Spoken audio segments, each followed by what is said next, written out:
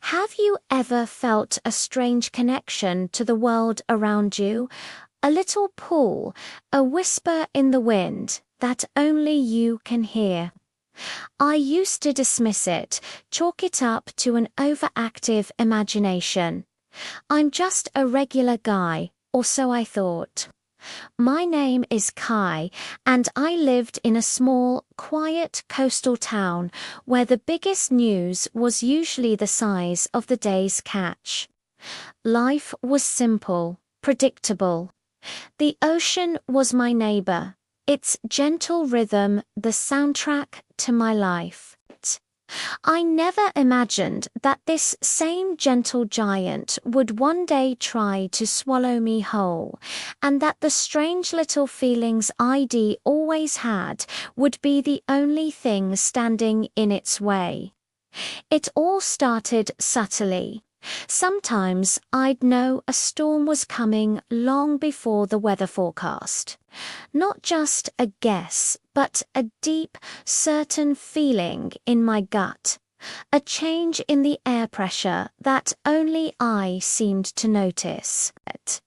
Other times I'd be walking on the beach and feel an irresistible urge to move a few feet to the left, only to see a loose coconut fall exactly where I had been standing. My friends would laugh and call it Kai's luck. I just shrugged it off. What else could I do? Tell them I thought the ocean was talking to me. They'd think I'd spent too much time in the sun. But the feeling grew stronger, more insistent. It was like learning a new language without a teacher. I started to understand the moods of the sea. The happy, playful lapping of the waves on a sunny afternoon. The grumpy, choppy grumbling before a squall. It became my secret, a private conversation between me and the vast blue expanse. I never told a soul. It was my own little piece of magic in an otherwise ordinary world. I thought it was just a harmless quirk, a fun party trick I'd never actually perform. I had no idea it was a training ground for the day my world would be turned upside down. That morning started like any other. The sun painted the sky in shades of orange and pink. The air was warm and salty. But something was wrong. Deeply wrong. The usual morning chorus of seabirds was silent. An unnerving stillness had fallen over the town. I went down to the docks, and the feeling hit me like a physical blow. The water wasn't just calm. It was unnaturally still, holding its breath. Then I saw it. The horizon seemed to be shrinking. The ocean was pulling back, exposing reefs and sandbanks no one had seen in generations. People were running towards it, fascinated, picking up stranded fish and shells. But I felt a primal scream from the water, a desperate warning. It wasn't a gift, it was a threat. Get back. Get away from the water. I screamed, my voice raw with a panic I didn't fully understand.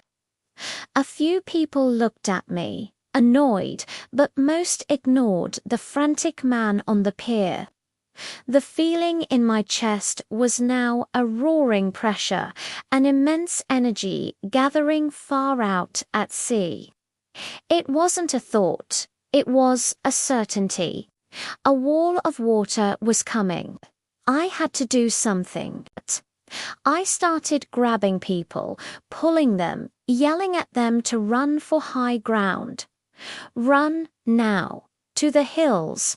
Some shoved me off.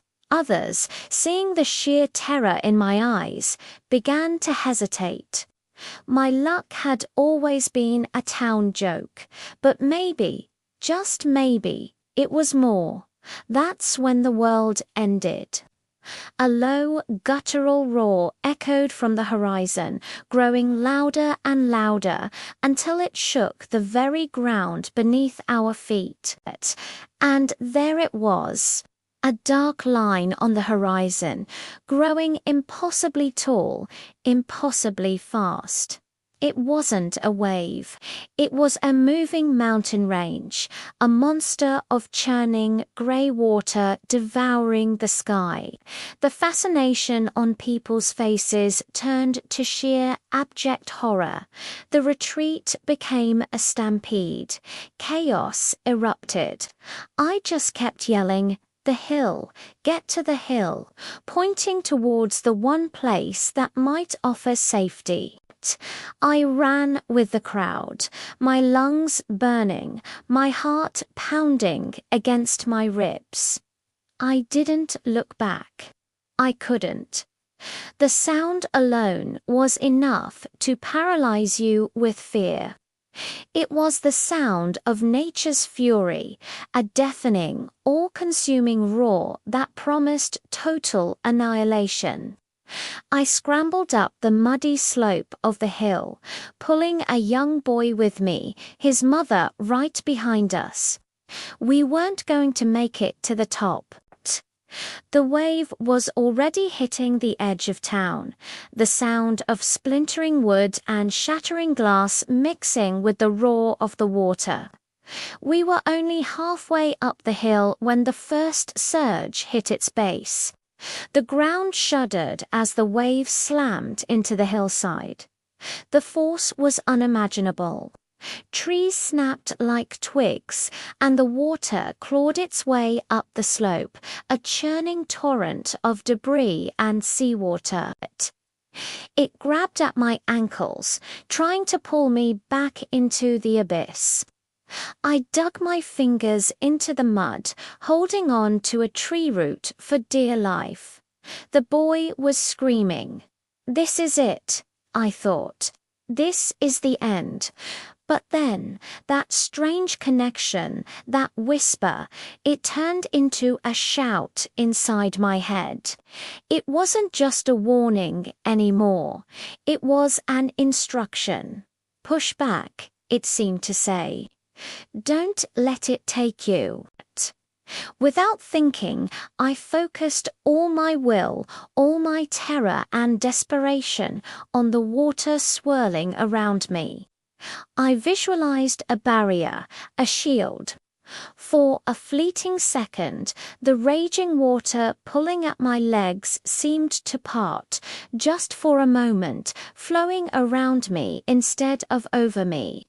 It was like I had created a tiny, invisible bubble of safety in the middle of Armageddon. Was I imagining it? The torrent was still raging. The noise was deafening, but the crushing pressure around my legs had eased just enough. It gave me the second I needed. I pulled the boy and his mother higher, just as another, more powerful surge washed over the spot where we'd been. Looking down from our precarious perch, the world I knew was gone. My town, my home, everything was submerged under a violent, churning sea. Houses, cars, memories, all washed away. The scale of the destruction was absolute. And yet, here we were, alive. The water eventually began to recede, leaving behind a landscape of utter devastation. We were just a small group of survivors on a muddy hill surrounded by a world reborn in ruin. I looked at my hands, at the mud caked under my nails. What had I done? Was it adrenaline? A fluke? Or was Kai's luck something more? Something real? In that moment, watching the sun break through the clouds over a drowned world, I knew my life would never be ordinary again. My secret wasn't a quirk anymore. It was a responsibility, and I had no idea what to do with it. Thank you so much for joining me on this journey. It's a story I've held close for a long time. If you found this compelling, please hit that like button and subscribe to the channel for more stories that challenge the line between the possible and the impossible. I'd love to hear your thoughts in the comments below. Have you ever had an experience you just can't explain? Let's talk about it. Until next time, stay safe and stay curious.